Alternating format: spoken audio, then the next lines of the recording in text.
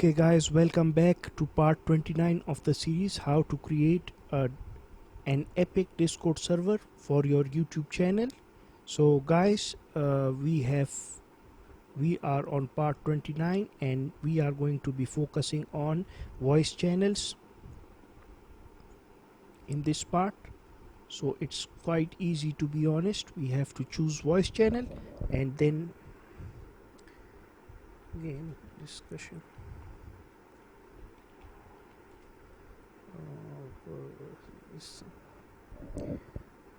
Something like that, or discussion.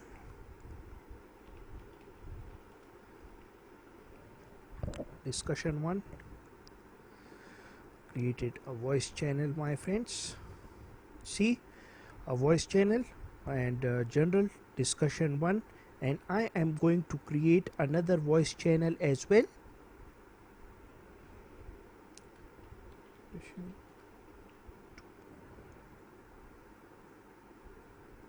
And as the server grows, you might want to increase the voice channels as well. So guys, we are about to end this series. Part 30 is coming right up, and before I go to the last part, I want to say that the server is looking quite nice, to be honest, and the only issue is getting in members. So